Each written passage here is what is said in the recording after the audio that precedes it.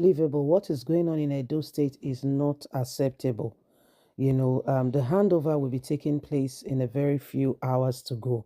I'm not talking about days, like length of days. I'm talking about few hours. Yes, as if that is not enough.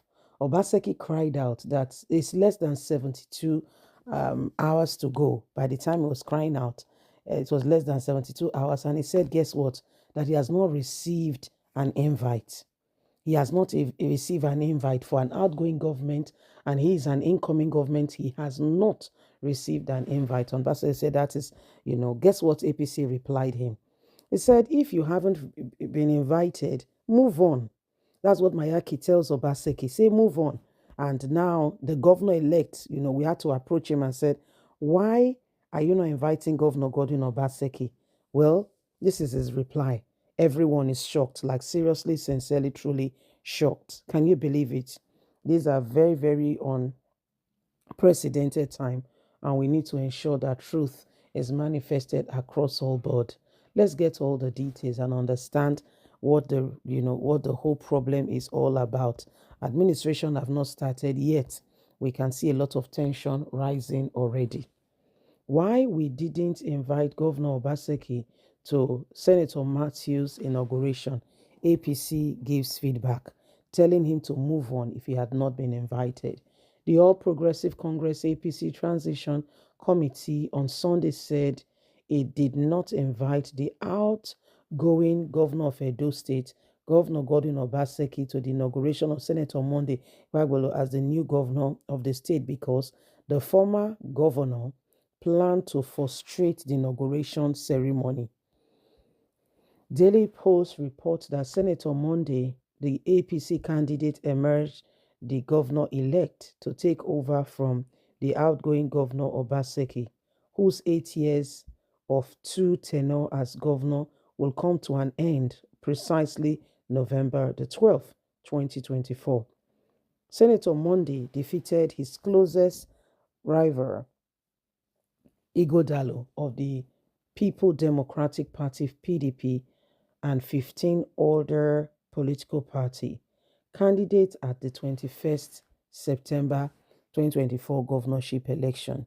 Prince Kazim Ofogba, member of the All Progressive Congress Transition Committee, in a statement made available to newsmen in Benin City titled Obaseki and His Lamentation, note that rather than sit down to plan the inauguration event as it is done in other claims, the outgoing governor was busy planning to undermine and cause anarchy and affect the smooth transition of power.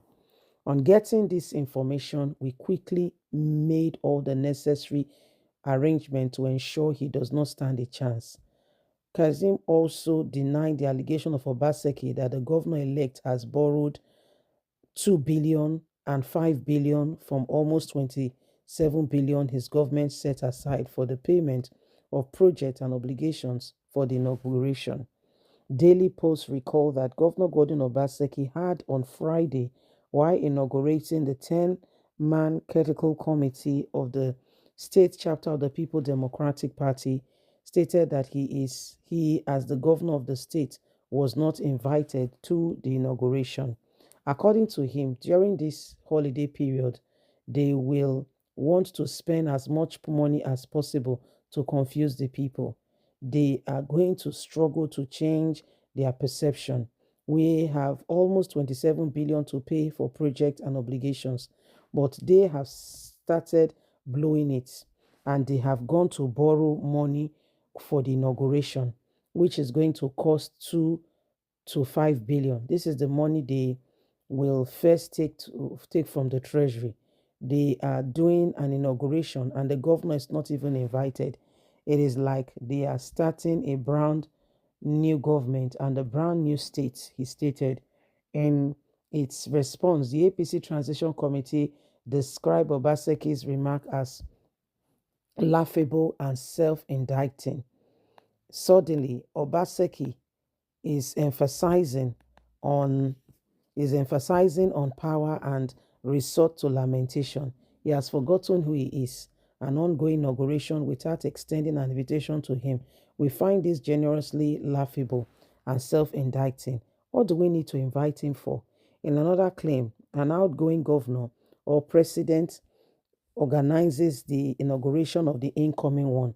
But for the painful loss of PDP at the election, Governor Obaseki and his co-travelers are doing everything possible to frustrate the inauguration of the incoming government.